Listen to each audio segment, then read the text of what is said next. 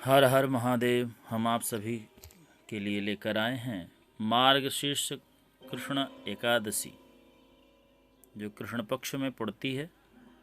उस एकादशी का नाम उत्पन्ना एकादशी है। इसके बारे में महात्म्य आया है कि जो उत्पन्ना एकादशी को निर्जल व्रत करता है उसे बहुत ही उत्तम फल की प्राप्ति होती है। नैमिषारण्य में ऋषियों के द्वारा श्री सूत जी से पूछे जाने पर जो कथा उन्होंने उत्पन्न की, उस कथा को हम सभी सुनते हैं। ऋषियों के पूछने पर श्री सूत जी कहते हैं, मुनियों, विधि सहित इस एकादशी महात्म्य को भगवान कृष्ण ने कहा था। जो भक्तजन इस व्रत को प्रेम पूर्वक सुनते हैं वो इस लोक में अनेकों सुखों को भोगकर अंत में श्री विष्णु पद को प्राप्त करते हैं। ऋषियों ने कहा, हे प्रभु, इस एकादशी का और व्रत का महात्म्य क्या है? इस व्रत को करने से क्या पुण्य मिलता है और इसकी विधि क्या है? आप मुझसे कहिए। ऐसा सुनकर भगवान श्री सूत जी कहते हैं कि भगवान ने अर्जुन से जिस प्रकार इस एकादशी का वर्णन किया वो मैं आप लोगों को कहता हूँ, सुनिए। श्री भगवान ने कहा, हे अर्जुन, सबसे पहले हेमंत ऋतु के मार्गशीर्ष महीने में कृष्ण पक्ष की एकादशी का व्रत करना चाहिए। दशमी की शाम को दातुन करनी चाहिए और रात को भोजन नहीं करना चाहिए। एकादशी को सुबह संकल्प नियम के अनुसार कार्य करना चाहिए। दोपहर को संकल्प पूर्वक स्नान करना चाहिए। स्नान करने से पहले शरीर पर मिट्टी का लेप लगाना चाहिए। चंदन लगाने का मंत्र इस प्रकार है। जो आप शरीर में मिट्टी लेप करेंगे उसका मंत्र यह है, इस मंत्र से शरीर में मिट्टी लेप कर स्नान करना चाहिए। मंत्र लिखते हैं, अश्वक्रांते रथक्रांते विष्णुक्रांते वसुंधरे उद्धृतापि वराहेण कृष्णेन शतबाहुना मृत्तिके हर मे पापम यन मया पूर्वक संचितम त्वया हतेन पापेन गच्छामि परमाम गतिम। इस मंत्र को पढ़कर अपने शरीर में मिट्टी लगाएं। उसके बाद स्नान करें। स्नान के बाद धूप दीप नैवेद्य से भगवान का पूजन करें। रात को दीप दान करना चाहिए। ये सत्कर्म भक्ति पूर्वक करने चाहिए। ये सभी कार्य पूर्ण भक्ति में भगवान का नाम स्मरण करते हुए करना चाहिए। उस रात को नींद और स्त्री प्रसंग को त्याग देना चाहिए। उस रात में सोना नहीं चाहिए। स्त्री के साथ शयन नहीं करना चाहिए। एकादशी को दिन और रात्रि में भजन, सत्संग, शुभ कर्म और भगवान की कथाओं का श्रवण करना चाहिए। उस दिन श्रद्धापूर्वक ब्राह्मणों को भोजन, फलाहार जो व्यवस्था हो उसके अनुसार उनका स्वागत कर उनको दक्षिणा देनी चाहिए और उनसे अपनी गलतियों के लिए क्षमा मांगनी चाहिए। वैसे तो सभी संत महापुरुष जो योग्य ब्राह्मण हैं वो एकादशी को अन्न का त्याग करते हैं, फलाहार करते हैं। कुछ तो निर्जल रहते हैं। इस एकादशी को निर्जल रहने को कहा गया। इसलिए ब्राह्मण को बुला करके उनका पूजन कर उनको दक्षिणा से संतुष्ट कर भेजना चाहिए। यदि वह ब्राह्मण देवता निर्जल व्रत हैं तो द्वादशी को उन्हें आमंत्रित कर भोजन आदि कराना चाहिए। धार्मिक जनों को शुक्ल और कृष्ण की दोनों पक्ष की एकादशियों को एक समझना चाहिए। उसमें भेद मानना उचित नहीं है। ऊपर लिखी विधि के अनुसार जो मनुष्य एकादशी का व्रत करते हैं उनको शंखोद्धार तीर्थ एवं दर्शन करने से जो पुण्य मिलता है वह एकादशी व्रत के पुण्य के 16वें भाग के बराबर है। अर्थात जो आप एकादशी व्रत करते हैं उसका जो 16वां भाग है उसके बराबर शंखोद्धार तीर्थ के दर्शन और तीर्थ करने का फल है। व्यतिपात योग में, संक्रांति में तथा चंद्र सूर्य ग्रहण में दान देने से जो फल आपको प्राप्त होता है और कुरुक्षेत्र में स्नान करने से जो पुण्य प्राप्त होता है, वही पुण्य मनुष्य को एकादशी व्रत करने से प्राप्त होता है। जो फल वेद पाठी ब्राह्मणों को 1000 गौदान करने से मिलता है, उससे 10 गुना अधिक पुण्य इस एकादशी व्रत को करने से मिलता है। 10 से श्रेष्ठ ब्राह्मणों को भोजन कराने से जो पुण्य मिलता है, वह एकादशी के पुण्य के 10वें भाग के बराबर है। अर्थात सुंदर वेद पाठी ब्राह्मणों को बुला करके, जो नित्य नियम के पक्के हैं, ऐसे ब्राह्मणों का पूजन कर जो आप भोजन और उनको दान देकर पुण्य प्राप्त करते हैं, वह एकादशी व्रत रहने मात्र से प्राप्त हो जाता है। वो भी एकादशी के 10वें अंश के बराबर ही 10 ब्राह्मणों का पूजन है। इस व्रत को निर्जल व्रत रहना चाहिए। निर्जल व्रत करने का आधा फल एक बार भोजन करने के बराबर होता है। उपरोक्त कोई ऐसा व्रत जरूर करना चाहिए। एकादशी का व्रत करने पर ही यज्ञ, दान, तप आदि मिलते हैं, अन्यथा नहीं। अतः एकादशी को अवश्य ही व्रत करना चाहिए। श्री सूत जी महाराज कहते हैं कि इस एकादशी को निर्जल व्रत करने से जो फल मिलता है, यदि इस एकादशी को भोजन कर लिया जाए एक बार, तो उसका फल आधा हो जाता है और कोई ऐसा व्रत नहीं जो इसकी बराबरी कर सके। अतः एकादशी को अवश्य ही व्रत करना चाहिए। इस व्रत में शंख के जल नहीं पीना चाहिए। इस व्रत रहने से भगवान के मंदिरों में जाने पर आचार्य लोग शंख के जल का चरणामृत देते हैं। ऐसे में शंख के जल का पान नहीं करना चाहिए। निरामिष भोजन करने वालों को एकादशी नहीं रहना चाहिए। ऐसा करने से उनके पुण्यों का क्षीण होता है और उन्हें नरकगामी होना पड़ता है। एकादशी व्रत का फल 1000 यज्ञों से भी अधिक है।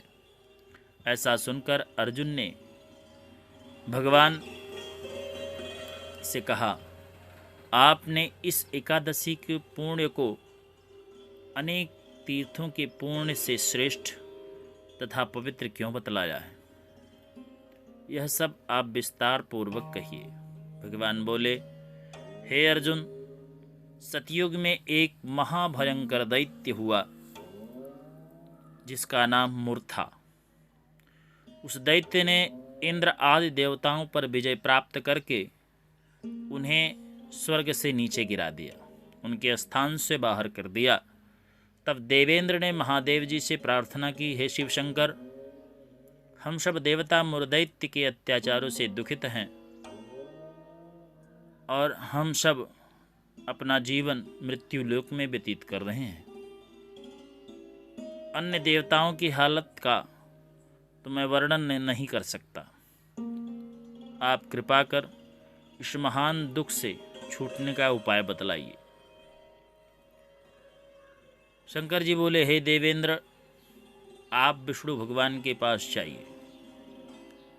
इंद्र तथा अन्य देवता महादेव जी के वचनों को सुनकर क्षीर सागर पहुँचे, जहाँ पर भगवान विष्णु शेष शैया पर शयन कर रहे थे। शयन में देख कर देवताओं ने भगवान नारायण की स्तुति आरंभ की। देवताओं के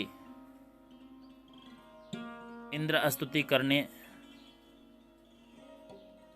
पर देवताओं के देव, आप स्तुति के योग्य हैं। आपको बारंबार प्रणाम है। हे दैत्यों के संहारक, हे मधुसूदन, आप हमारी रक्षा करें।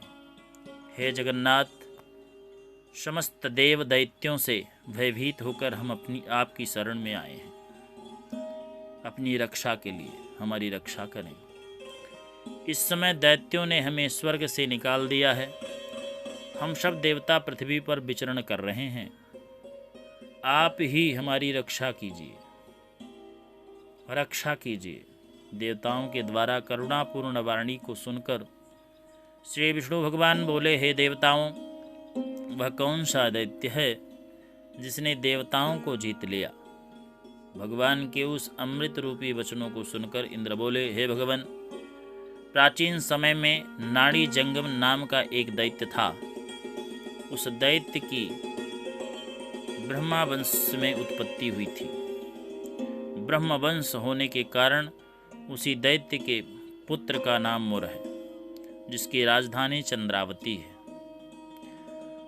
उस चंद्रावती नगरी में वह मुर नामक दैत्य निवास करता है, जिसने अपने बल से समस्त विश्व को जीत लिया और सब देवताओं को देवलोक से निकालकर उसने अपने दैत्य कुल के इंद्र, अग्नि, यम, वरुण, चंद्रमा, सूर्य आदि लोकपाल बनाए हैं। वह स्वयं सूर्य बनकर पृथ्वी को तपाता है और स्वयं मेघ बनकर जल की वर्षा करता है। अतः आप उस बलशाली भयानक दैत्य को मारकर देवताओं की रक्षा करें। इंद्र के ऐसे वचन सुनकर श्री विष्णु भगवान बोले, देवताओं, मैं तुम्हारे शत्रुओं का शीघ्र ही संहार करूंगा। अब आप उस चंद्रावती नगरी को चलिए। इस प्रकार भगवान का आश्वासन पाकर सभी देवता चंद्रावती नगरी के लिए चल पड़े। भगवान विष्णु स्वयं साथ साथ गए। उस दैत्यपति मुर को देखे और अनेक दैत्यों के साथ युद्ध भूमि में गर्जने लगा मुर। युद्ध आरंभ होने पर असंख्य दानव अनेकों अस्त्रों शस्त्रों को धारण कर देवताओं से युद्ध करने लगे, परंतु देवता दैत्यों के आगे एक क्षण भी न ठहर सके। तब भगवान विष्णु भी युद्ध भूमि में आ गए।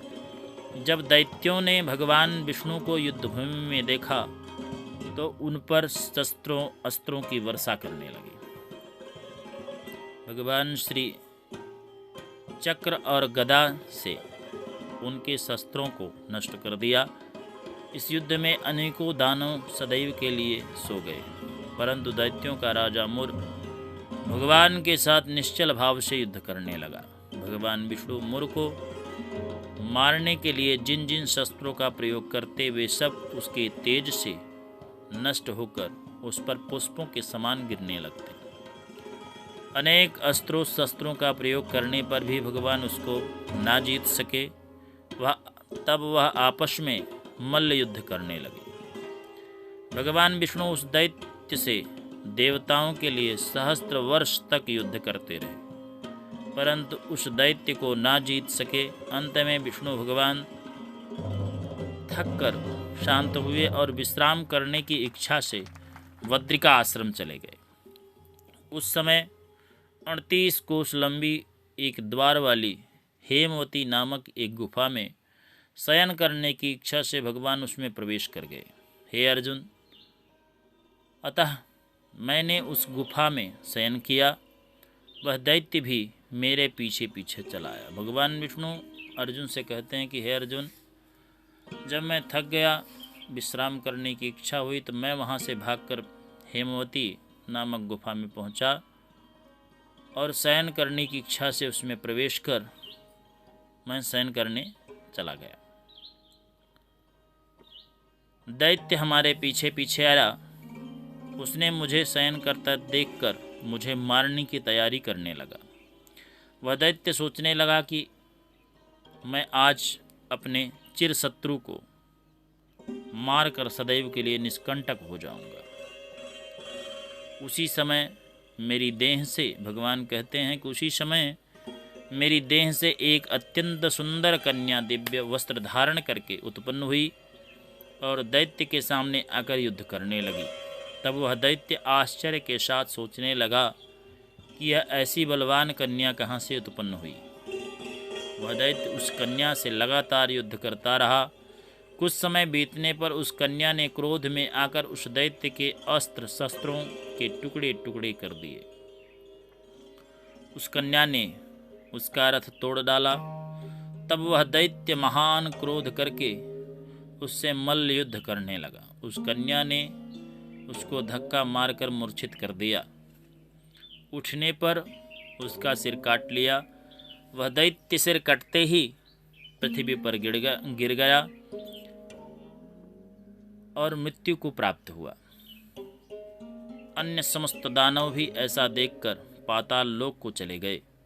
जब भगवान विष्णु की निद्रा टूटी तो उस दैत्य को मरा देखकर अत्यंत आश्चर्य करने लगे और विचार करने लगे कि इस दैत्य को किसने मारा है। तब वह कन्या भगवान से हाथ जोड़कर बोली कि हे भगवान, यह दैत्य आपको मारने को तैयार था, तब मैंने आपके शरीर से उत्पन्न होकर इसका वध किया। इस पर भगवान बोले, हे कन्या, तूने इसको मारा है, अतः मैं तेरे ऊपर अत्यंत प्रसन्न हूँ। तूने तीनों लोकों के देवताओं को सुखी किया, इसलिए तू अपनी इच्छा अनुसार वरदान मांग। कन्या बोली, हे भगवान, मुझे यह वरदान दीजिए कि जो मेरा व्रत करे उसके समस्त पाप नष्ट हो जाएं। उसने जैसा भी कितना भी कठिन पाप किया हो वह नष्ट हो जाए और अंत में स्वर्ग लोक को जाए, और मेरे व्रत का आधा फल रात्रि को मिले और उसका आधा फल एक समय भोजन करने वाले को मिले। जो मनुष्य भक्ति पूर्वक मेरे व्रत को करे वे निश्चय ही विष्णु लोक को प्राप्त करें।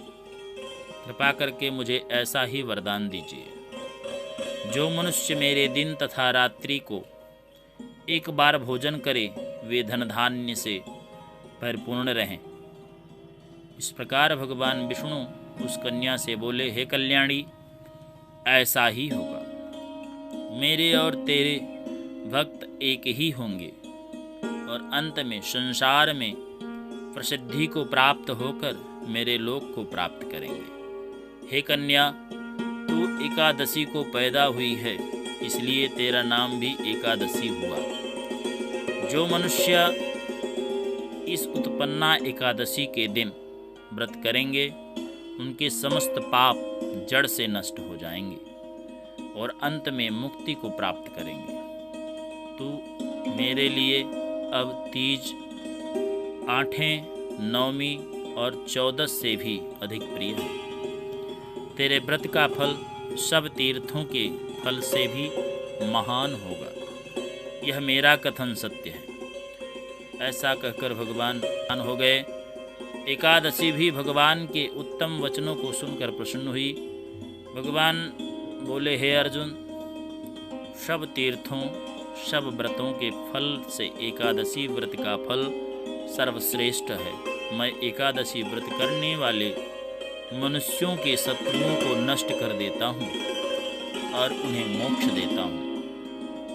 उन मनुष्यों के विघ्नों को मैं स्वयं ही नष्ट कर देता हूँ। हे अर्जुन, यह मैंने तुमसे एकादशी की उत्पत्ति के बारे में बतलाया है। एकादशी व्रत समस्त पापों को नष्ट करने वाला और सिद्धि को देने वाला, उत्तम मनुष्यों को दोनों पक्षों की एकादशियों को समान समझना चाहिए। उनमें भेदभाव मानना उचित नहीं है। जो मनुष्य एकादशी महात्म को श्रवण व पठन करते हैं उनको अश्वमेध यज्ञ का फल मिलता है। ऐसा भगवान श्री कृष्ण ने अर्जुन से कहा, जिसे श्री सूत जी ने ऋषियों को नैमिषारण्य में सुनाया। इस प्रकार यह उत्पन्ना एकादशी की कथा संपन्न हुई। यह एकादशी गीता प्रेस गोरखपुर के द्वारा प्रकाशित की गई एकादशी व्रत महात्म्य में वर्णित है। आप स्वयं उसे लेकर पढ़ सकते हैं। भगवान आप सभी का कल्याण करें। नारायण आप सभी की रक्षा करें। निवेदन, आप सभी एकादशी का व्रत रखें। इस उत्पन्ना एकादशी को निर्जल रहने से जो फल प्राप्त होता है वह भोजन अथवा फलाहार करने से प्राप्त नहीं होता। इसलिए निवेदन, आप सभी निराहार रहकर इस एकादशी का पूर्ण लाभ लें। हर हर महादेव। जय श्री सीताराम।